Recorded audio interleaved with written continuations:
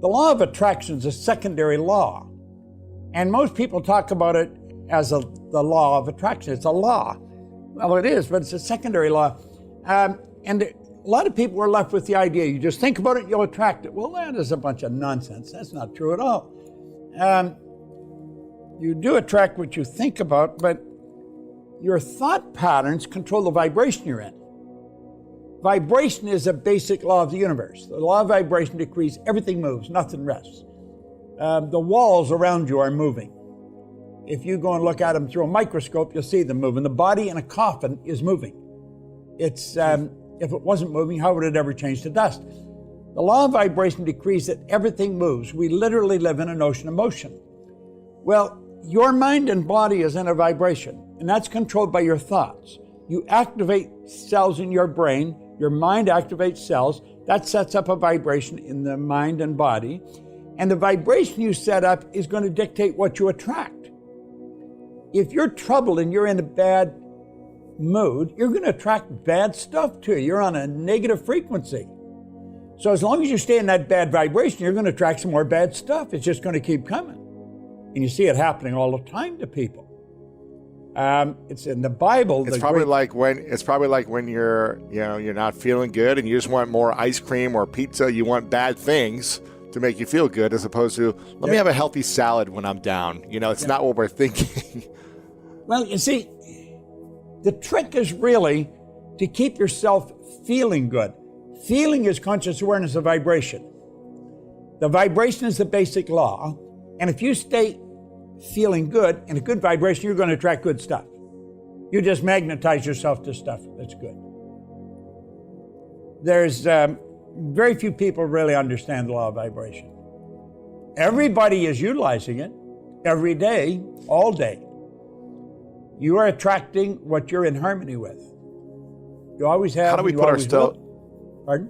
Yeah, and how do we put ourselves in a state of feeling good when there's nothing to feel good about? Well, there's always something to feel good about. Listen, they're stressed about the world, they're stressed about their job, they're stressed about their health, their family, relationship breakups. How do they change the feeling to feel good when they're in an environment of stress? There's a law called polarity. The law of polarity decrees everything as an opposite. You couldn't have an up without a down, a hot without a cold. You can't have a bad without a good. If you're looking at bad, that tells you there's got to be good. You cannot have bad without good. And if you want to feel good, start looking for what's good. And if you start looking for what's good, you're going to find it. You're going to find whatever you're looking for. And the idea to say, well, you really can't, there's so much bad going on, that attitude is not going to reward you at all. It's going to give you bad stuff. You've got to know that there's always something good. You've got to find it. Why is it so hard for people to see the good when there's so much chaos around them? Because they're so programmed the wrong way. They're really programmed the wrong way. We're programmed for bad news. You don't find a good news station. You don't have good news. People wouldn't advertise. They wouldn't go there. People are attracted to bad news because they're in a bad vibration themselves. And when they start to understand that and then realize they can control it and change it, that's when they'll start winning. See, that's where I was. I was in a bad vibration. Everything was bad. There was nothing good. I mean, I just had one hell of a life up till I was 26. There was nothing good about it at all. And when I was 26, I met a guy that got me on this book, and he started to give me some effective education. And my whole life changed. My income went from $4,000 a year to $175,000 a year in a year. Washing floors. First thing he wanted to know, he wanted me to write my goal on a card. He said, what do you really want? I said, all I want is some money. I figured if I had some money, all my problems would go away. I owed everybody and his brother money.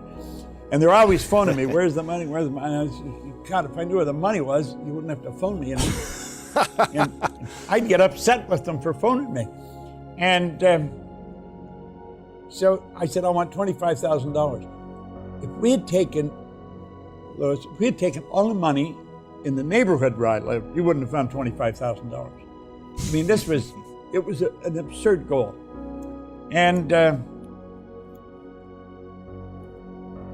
what he said, write it on the card and read it often. And what happened, it's only in retrospect that I became aware of what happened. Because I kept reading it, he said to me, your way is not working, try mine. Mine way is working. He was happy, healthy, wealthy, this guy. So I kept reading this, and what happened is it got me thinking of earning money. Now, prior to that, I wasn't. I was thinking of debt. All I was thinking about is debt. I owe this money, I owe that money. They were all phoning me. And since I was thinking about it, I started hearing people talking about it. And I remember this guy saying there's good money cleaning floors. I said, I'm not proud, I'll clean floors. In 5 years, I was cleaning floors in Toronto, Montreal, Boston, Cleveland, London, England. I mean, I was having a hell of a time. You know? Got to change the programming. Yeah, one of the things that I stopped doing many years ago when I had no money is I got rid of my TV for a few years because I found myself being, caught in just consuming a lot of news or just shows that weren't really supporting me because I was sitting there as opposed to creating in action, doing something to help me earn more, to generate what I was looking for and to work on my health and wellness, my relationships, everything, not just money. And after a few years, I didn't miss the TV and I started making more money than ever.